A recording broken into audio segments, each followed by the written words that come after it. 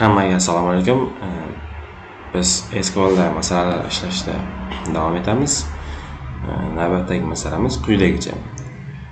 Ya'ni qattiq disk hajmi kamida 10 GB bo'lgan notebooklar ishlab chiqaradigan maker degani ishlab chiqaruvchi degan, har bir ishlab chiqaruvchi uchun bunday notebooklarning tezligini toping. Xulosa, Google Translate albatta hammasini tarjima qilib tashlaydi. Ishlab chiqaruvchi tezlik degani, ishlab chiqaruvchi maker tezlik degani, speed degani. Men yetishda davom etaman. Select maker speed. Endi sal o'ylanadigan joyga keldik. Ya'ni hozir biz siz bilan avval ishlatmagan bir narsamizni ishlatamiz, bir operatorimizni. Ya'ni join operatorini ishlatamiz. Hozir nimaga ishlatishimiz kerakligini sizga tushuntirib ketaman. Bu yerga e'tibor bering. PK blocknot.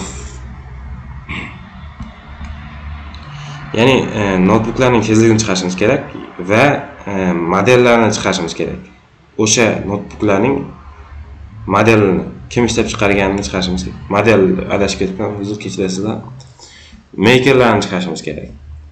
O'sha notebook ishlab chiqaruvchilarning makerlarini chiqarishimiz kerak. Ya'ni makerlar laptopning tablicasida turmaydi.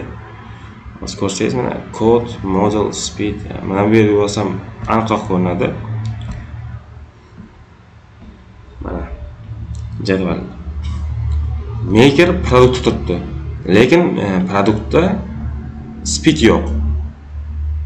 Bu yoq bo'lsangiz, bunda maker yo'q. Endi buni qanday ishlaymiz desangiz, endi join operatoridan foydalanamiz. Hozir sizga join operatorini qanday yozish kerakligini ko'rsatamiz.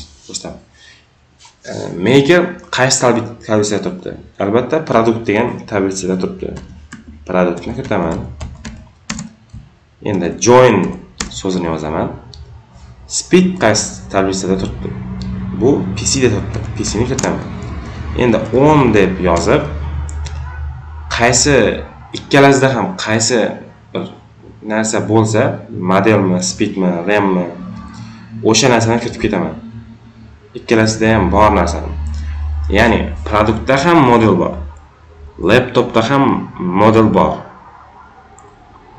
Produktda ham model bor, laptopda ham model bor.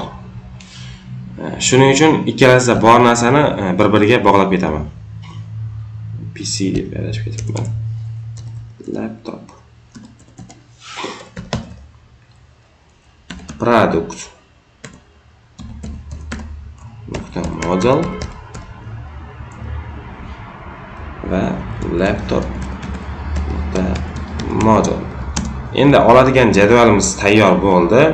Endi biz shartga qaytamiz. Where nimani 10 GB deyapti.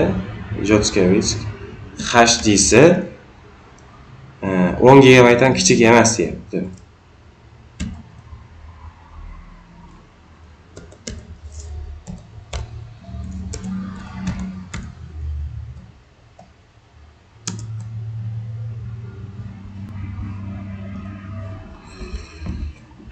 Sizlarga mana shu xatolikni ham o'rgatib ketmoqchiman.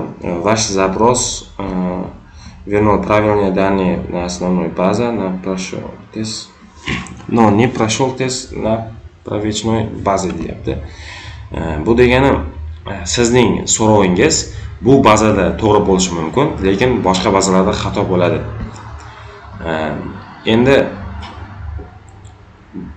bo'lishini aytgan ikkita yozuv ortib ketgan. Shuning uchun men distinct operatordan foydalanaman. Mana to'g'ri.